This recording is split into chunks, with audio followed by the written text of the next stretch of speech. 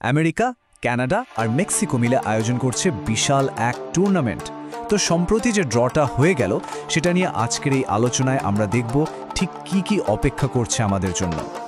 এই যে দেখুন 48। হ্যাঁ, ঠিকই দেখছেন, বিশ্বকাপের ইতিহাসে এই প্রথমবার 48টা দেশ একসাথে খেলবে। ভাবা যায়? এটা তো ফুটবলকে একদম বিশ্বের কোনায় কোনায় পৌঁছে দেওয়ার মতো ব্যাপার। কিন্তু প্রশ্ন হলো, এতে কি খেলার মান কমে যাবে নাকি টুর্নামেন্টটা আরও জমে উঠবে? চলেন খুঁজে বের করা যাক।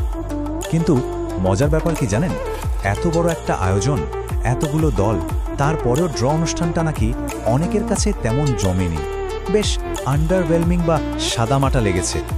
কিন্তু কেন এমন মনে হলো, এই রহস্যটাই তো আজ আমরা ভাঙতে চলেছি। তো কি থাকছে আজকের আলোচনায়? প্রথমে আমরা দেখব কেন এবারের বিশ্বকাপটা এত আলাদা। এরপর নতুন ফরম্যাটটা ঠিক কিভাবে কাজ করবে সেটা বুঝব। বাছাই পর্বের শেষ ধাপে কারা কারা লড়ছে সেটাও জানব। তারপর দেখব কোন গ্রুপগুলো সবচেয়ে ইন্টারেস্টিং। আর সবশেষে একটা বড় প্রশ্ন, গ্রুপ পর্বে কি নাটক কমে যাবে আর সব উত্তেজনা জমবে নকআউটের জন্য? তো ড্রটা কেন সাদামাটা লাগলো তার মূল কারণ হলো এই 48 দলের ফরম্যাট।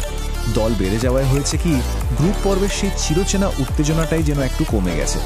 এখন আর আগের মতো সেই ভয়ঙ্কর গ্রুপ অফ ডেথ হওয়ার সম্ভাবনা প্রায় নেই বললেই চলে। মানে যেখানে বড় বড় দলগুলো একসাথে পড়ে যেত আর টুর্নামেন্টের শুরুতেই বিদায়ের একটা ভয় কাজ করত। একটু 2022 বিশ্বকাপের কথা ভাবুন তো। জার্মানি, স্পেন আর জাপান, কি একটা গ্রুপ ছিল! একদম রুদ্ধশ্বাস অবস্থা। শেষ সেকেন্ড পর্যন্ত বলা যাচ্ছিল না কে যাবে পরের রাউন্ডে। একটা সময় তো জার্মানি আর স্পেনের মতো দুটো হেভিওয়েট দল প্রায় বাদই পড়তে বসেছিল। এবারের ফরম্যাটে এই ধরনের নাটক হওয়ার চান্স বেশ কম। কিন্তু তার মানে কি এই বিশ্বকাপটা বোরিং হবে? মোটেও না। আচ্ছা, তাহলে এবার চট করে নতুন ফরম্যাটটা বুঝে নেওয়া যাক, কারণ এটা বুঝতে পারলেই পুরো খেলাটা একদম পরিষ্কার হয়ে যাবে। ব্যাপারটা খুবই সোজা। মোট 12টা গ্রুপ, প্রত্যেক গ্রুপে 4টা করে দল। এখন দেখেন, প্রতি গ্রুপ থেকে সেরা দুটো দল তো পরের রাউন্ডে যাচ্ছেই, কিন্তু আসল চমকটা হলো সেরা 8টা তৃতীয় স্থানের দলও কোয়ালিফাই করবে। তার মানে 48টা দলের মধ্যে 32টা দলই নকআউটে চলে যাবে। মানে বড় দলগুলোর জন্য গ্রুপ পর্বটা এখন বলতে গেলে ওয়াক ইন দ্য পার্ক হয়ে গেছে। আর এই ছবিটা দেখুন, কি পরিষ্কারভাবে বোঝা যাচ্ছে। আগে নকআউট পর্ব শুরু হতো রাউন্ড অফ 16 দিয়ে, মানে 16টা দল। আর এখন হবে রাউন্ড অফ 32, মানে 32টা দল নিয়ে শুরু হবে আসল লড়াই। নকআউট ম্যাচের সংখ্যা 1 লাফের ডবল। আর একটা মজার তথ্য দিই, এই যে 48টা দলের কথা বলছি, এদের সবাই কিন্তু এখনো কোয়ালিফাই করেনি। কয়েকটা জায়গা এখনো বাকি আছে। ইউরোপ থেকে এখনো 4টা দল আসবে, আর ইন্টারকন্টিনেন্টাল প্লে অফ থেকে আসবে আরও 2টো।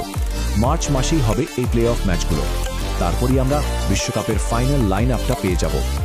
তো ফরম্যাটের কথা তো অনেক হলো, এবার আসল কথায় আসি। ড্রয়ের পর কোন গ্রুপগুলো নিয়ে সবচেয়ে বেশি আলোচনা হচ্ছে?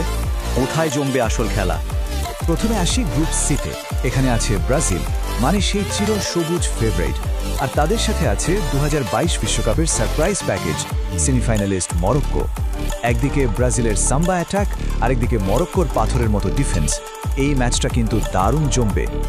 এরপর গ্রুপ এইচ, এখানে মুখোমুখি হচ্ছে দুটো সাবেক বিশ্ব চ্যাম্পিয়ন, স্পেন আর উরুগুয়ে।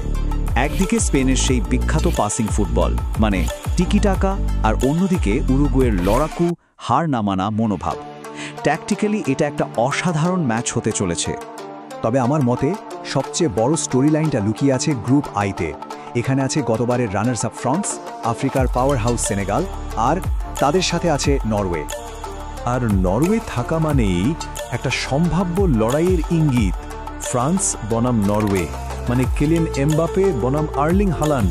ভাবা যায় ফুটবলের নেক্সট জেনারেশনের দুই সুপারস্টারের লড়াই। বলা যেতে পারে ভবিষ্যতের মেসি রোনাল্ডো রাইভালরির একটা ট্রেলার আমরা বিশ্বকাপেই দেখতে পাবো। তাহলে পুরো আলোচনা থেকে আমরা কি বুঝলাম? এই নতুন ফরম্যাটটা আসলে টুর্নামেন্টকে কোথায় নিয়ে যাচ্ছে? চলুন বিষয়টা একটু গুছিয়ে নেওয়া যাক। তো এই যে 48 দলের বিশ্বকাপ, এটা আসলে টুর্নামেন্টের জন্য ভালো নাকি খারাপ?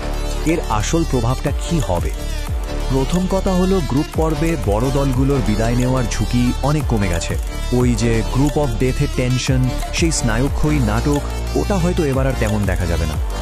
কিন্তু এর একটা দারুণ উল্টো পিঠও আছে। গ্রুপ পর্বে ড্রামা কমলেও নকআউট পর্বটা হবে আগের চেয়েও অনেক বেশি বিস্ফোরক। কারণ 32টা দল নিয়ে যে নকআউট হবে, সেখানে প্রত্যেকটা ম্যাচই হবে ডু অর ডাই। মানে টুর্নামেন্টের আসল মজাটা শুরুই হবে নকআউট থেকে, যেখানে একটা ভুলেরও আর কোনো সুযোগ থাকবে না। আর সবশেষে একটা প্রশ্ন রেখে যাই, এত সব পরিবর্তনের মধ্যে কোন খেলোয়াড় 2026 বিশ্বকাপে আগুন লাগিয়ে দেবেন? তিনি কি এমবাপে, নাকি হাল্যান্ড, নাকি এমন কেউ উঠে আসবেন যার কথা আমরা এখনো ভাবতেই পারছি না? উত্তরটা তো সময় বলে দেবে।